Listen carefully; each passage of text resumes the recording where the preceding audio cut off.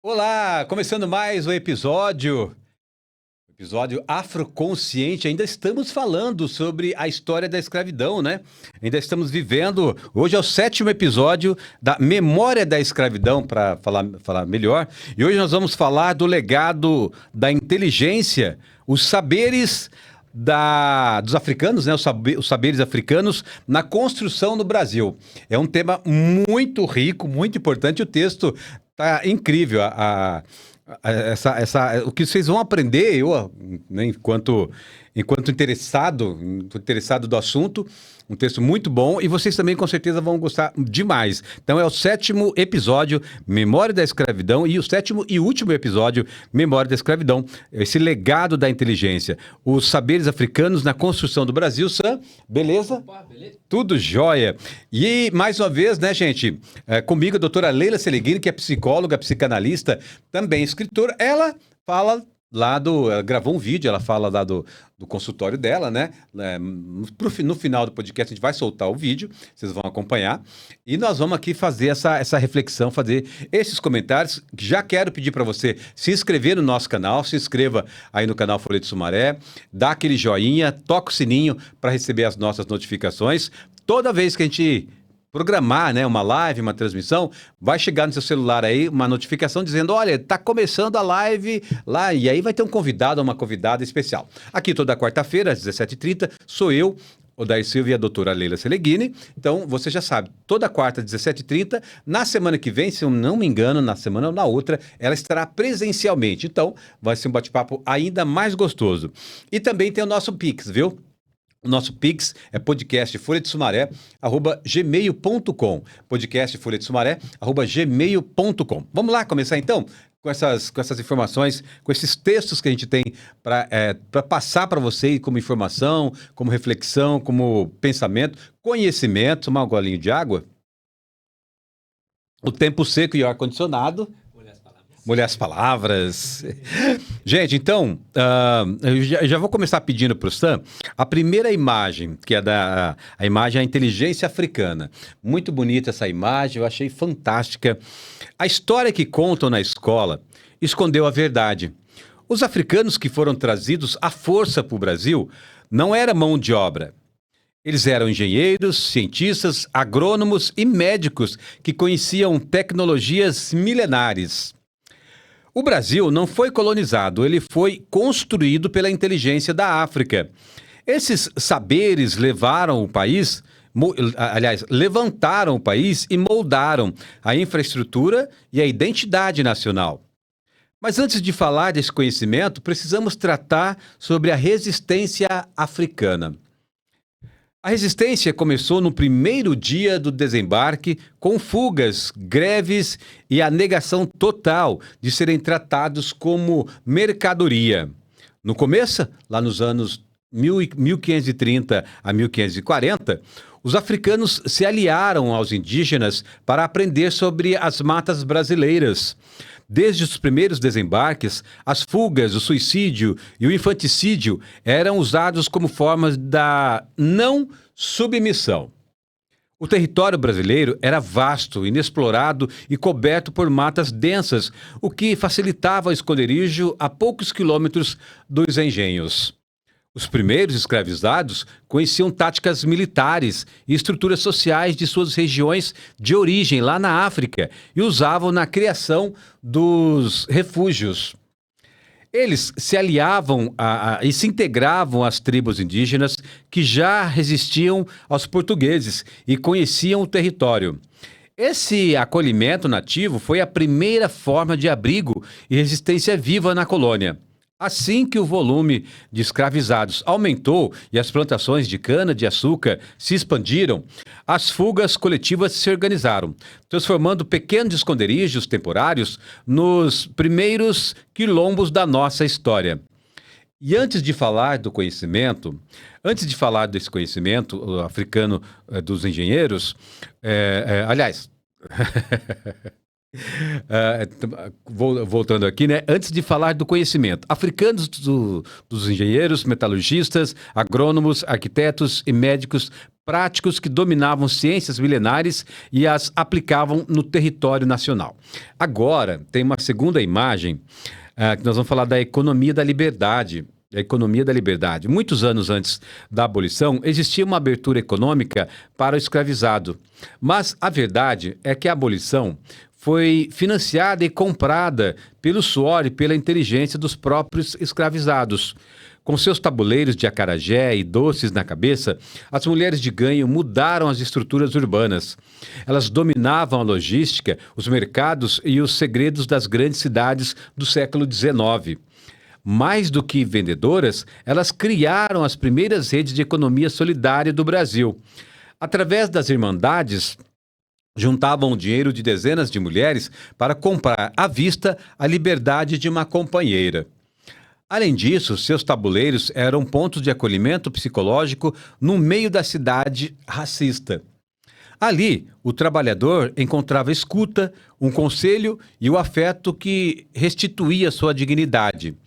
Elas foram as primeiras psicólogas comunitárias do país.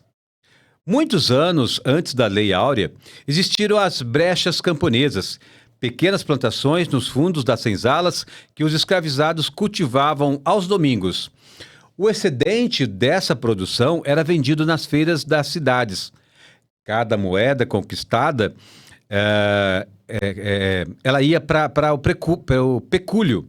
Esse pecúlio, né, uma poupança secreta usada para comprar a própria carta de alforria. Elas usavam a lógica do mercado colonial para comprar a si mesmos de volta e financiar a emancipação física e psíquica de famílias inteiras. Os senhores cediam pequenos lotes para diminuir os próprios custos com a alimentação dos escravizados. O trabalho ocorria nos momentos de folga da lavoura principal, majoritariamente aos domingos e aos dias santos. O excedente das colheitas, como mandioca, milho e feijão, era vendido legalmente em feiras locais e mercados urbanos. Cada moeda conquistada ia para o pecúlio, uma poupança secreta usada para comprar a própria carta de alforria. Elas usavam a lógica do mercado colonial para comprar a liberdade. O pecúlio era o direito do escravizado de acumular bens e moedas. Comunidades escravizadas e libertos criavam redes de solidariedade e fundos mútuos. Organizações como a Irmandade de Nossa Senhora do Rosário funcionavam como verdadeiras instituições financeiras, concedendo empréstimos e gerenciando fundos para a compra de cartas de alforria. Na terceira imagem, agora que vocês vão ver, gente, o ciclo do ouro só funcionou porque o povo de Angola e da Costa da Mina trouxe a engenharia mineral e a tecnologia de bateia. Eles sabiam desviar rios e cavar túneis subterrâneos, faziam a abertura de galerias subterrâneas complexas e sistemas de engenharia hidráulica para desviar rios e lavar o cascalho. Junto a isso, o domínio milenar da metalurgia e da siderurgia, o manejo do ferro e do fogo, conhecimentos associados à ancestralidade e a divindades como Ogum. Isso permitiu a criação de ferramentas, armas e maquinários de moenda muito superiores aos que a Europa dispunha naquela época. Na agricultura, a introdução de técnicas de manejo do solo, rotação de culturas, sistema de irrigação regenerativa e sistemas de já repeti aqui, de irrigação generativa transformou o Brasil em uma potência agrícola colonial. Cultivos vitais para a subsistência e para a balança comercial cruzavam o Atlântico pelas mãos de quem sabia como plantá-los. Fizeram a terra produzir de verdade. Trouxeram na bagagem as sementes e o segredo de como plantar os principais cultivos da época. Da mesma forma, a agricultura, ao melhorar a arquitetura e a engenharia urbana das principais cidades coloniais, como Salvador, Ouro Preto e Rio de Janeiro, foram desenhadas e executadas por mestres de obras, pedreiros e carpinteiros negros. Aí, gente, eu vou chamar uma outra foto, a foto número 4, que nós vamos falar da saúde farmacopeia. Na saúde e na preservação da vida, o conhecimento botânico e a farmacopeia africana foram os verdadeiros sistemas médicos do Brasil colonial e imperial. Enquanto a medicina europeia era um fiasco, as mulheres pretas curandeiras e calundeiros salvavam vidas.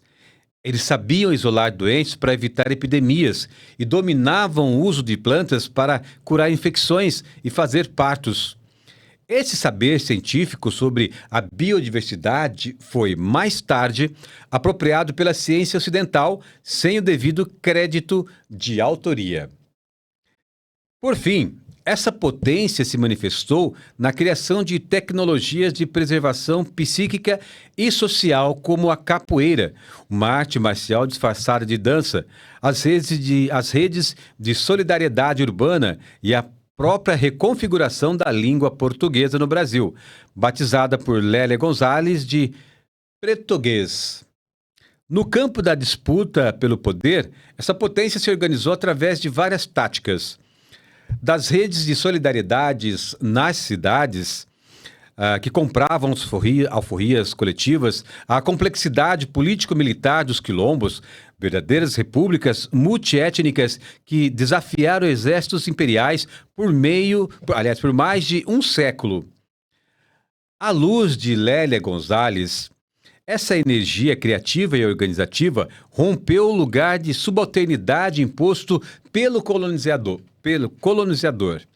Ao recriar em suas cosmologias visões de mundo, filosofias ancestrais, relações com a natureza e com o sagrado, preservaram sua ancestralidade nas brechas do cativeiro e articularam insurreições armadas. As populações africanas demonstraram que o desejo de liberdade não era uma reação abstrata, mas uma prática política contínua. Resgatar essa potência no presente significa retirar o negro da posição de objeto de estudo e celebrá-lo como um arquiteto fundamental da liberdade e da identidade nacional. Gente, que texto bem breve, né? Mas bastante explicativo. Eu acho que explicação melhor que essa não há, né?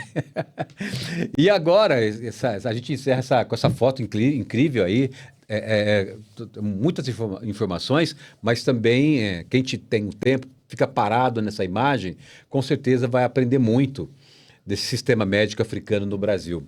A prática do cuidado, né? São informações muito interessantes para todo brasileiro conhecer. Principalmente descendentes de povos africanos, afro-brasileiros, né? Conhecer a sua história. E é claro, isso a gente traz um pouquinho aqui. E a gente continua com essa reflexão, com esses comentários, com essa abordagem, com esse compartilhamento de conhecimento com a doutora Leila Seleghini, que agora chega para vocês. O que acontecia na mente do africano escravizado quando o sol se punha e o feitor ia embora? Bem típico da África, eles criaram o que podemos chamar de tecnologias de sobrevivência mental, redes de afeto e consórcios financeiros. A cultura e a religiosidade de matriz africana sempre foram ferramentas de saúde mental coletiva. Sob o sol da lavoura, o corpo escravizado era uma mercadoria vigiada, mas quando a escuridão cobria a senzala, as regras do colonizador perdiam força. Através do tambor e do transe espiritual, caía o manto da opressão. O africano recuperava seu nome e descarregava a raiva. À noite, recarregava a mente para suportar o inferno do dia seguinte. Sob o som do tambor, havia o espaço de restituição da humanidade. Era o luto ativo em forma de dança e reza, onde recuperavam suas conexões com os ancestrais. Nas madrugadas nasciam os calandus e os batuques. Longe de ser festa, esses encontros funcionavam como verdadeiros hospitais psíquicos comunitários. Mas antes de falar do calando, é preciso falar dos malungos, a primeira tecnologia de saúde mental coletiva do Brasil. Foram as redes de malungos, os irmãos de navio que criaram famílias simbólicas para não enlouquecer. Os malungos eram os psicólogos comunitários da senzala. Eles arrancavam o irmão da melancolia e o traziam de volta para a vida. Criavam famílias simbólicas, cantavam cantigas da terra natal para reativar as memórias afetivas. Dividiam o pouco alimento que tinham, faziam massagens no corpo do companheiro e faziam rituais de proteção. Muito antes do candomblé ou da umbanda se estruturarem como conhecemos hoje, o Brasil colonial foi dominado por uma prática espiritual e terapêutica chamada calando. Essas reuniões, lideradas por curandeiros, adivinhos e calanduzeiros, aconteciam às escondidas em clareiras no meio da mata ou no fundo das senzalas. Sessões que envolviam toques de tambor, danças, estados de transe, incorporação, adivinhação e o uso de ervas medicinais. Quando nós analisamos os calandos sob a ótica do luto ativo, nós percebemos que a nossa cultura sempre foi o nosso maior escudo de saúde mental. Enquanto o chicote operava a fragmentação psíquica e a despersonalização, as práticas de matriz africana funcionavam como um poderoso dispositivo clínico e político de cura coletiva. O ritmo do tambor e a dança ritualística funcionam como uma linguagem não verbal que permite escoar e elaborar o trauma do cotidiano violento. No tempo da escravidão, o que não podia ser dito em palavras era corporificado, expresso e acolhido coletivamente. Essa experiência alterada de consciência operava um descarrego psíquico. Toda a raiva acumulada, toda a humilhação do trabalho forçado, toda a dor das perdas eram canalizadas na dança, no suor e no transe. No rito e no transe religioso, o corpo negro era ressignificado como a morada do sagrado, da divindade e da realeza. Os terreiros criaram famílias extensas e redes de parentesco espiritual. Os rituais religiosos mantiveram vivos os mitos, as línguas e as linhagens ancestrais. Para a psicanálise decolonial, os terreiros e quilombos operam como o que hoje chamamos de clínica extensa. O sofrimento deixa de ser uma dor isolada, geradora de melancolia, e passa a ser uma dor compartilhada e ressignificada pelo grupo. Os orixás funcionam como arquétipos e organizadores psíquicos. Eles oferecem narrativas de força, beleza, justiça e vulnerabilidade, que contrastam com a imagem de inferioridade imposta pelo racismo. No campo da psicanálise das relações sociais, o indivíduo precisa de uma comunidade que o valide. Temos, por exemplo, o quilombo. Ele funcionava como um espaço de cura, onde indivíduos podiam voltar a ser sujeitos de sua própria história. A coletividade quilombola servia de barreira protetora contra o isolamento e o desespero.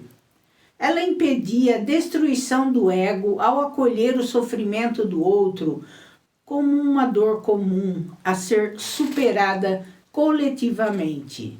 Também, por exemplo, no Quilombo, o negro exercia poder, liderança, autonomia e dignidade, restabelecendo um narcisismo saudável que havia sido roubado.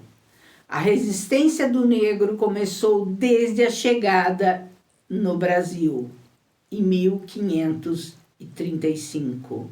É preciso lembrar que a música, a dança e o sagrado de matriz africana nunca foram mero entretenimento ou folclore.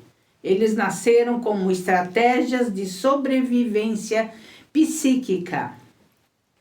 O lundu influenciou o samba moderno ao funcionar como a base rítmica, coreográfica e poética da música popular brasileira. Primeira música e dança africana a ser aceita pela corte imperial. O lundu introduziu a batida rítmica sincopada e a dança de roda na cultura brasileira, elementos que mais tarde definiram o samba moderno no Rio de Janeiro. O lundu misturou a viola e o bandolim europeus com os tambores africanos. Essa mistura instrumental direta gerou o formato dos conjuntos de regional, violão, cavaquinho e pandeiro, que sustentam o samba urbano até hoje. Ao entrar nos salões e teatros de revista, o lundu abriu as portas do mercado fonográfico para que o samba urbano pudesse ser gravado comercialmente a partir de 1916, com o clássico Pelo Telefone. Os ancestrais africanos sabiam que para manter a mente sã, o corpo precisava dançar e a alma precisava de refúgio. A luta dos antepassados não deixa a história ser apagada e transforma o trauma herdado em energia viva para questionar o mundo e brigar por espaço agora. As abordagens modernas de intelectuais como Frantz Fanon, Grada Quilomba e Neuza Santos Souza apontam que a resistência do passado é a base que estrutura a resiliência psicológica da população negra hoje. A luta histórica dos escravizados impede o apagamento da sua história e atua como uma força viva no inconsciente coletivo. A dor do trauma herdado vira combustível para orientar a valorização dos saberes indígenas, quilombolas e periféricos no combate às desigualdades de raça, gênero e classe. Encerramos aqui a série Memória da Escravidão. Nos vemos em breve. Um abraço fraterno.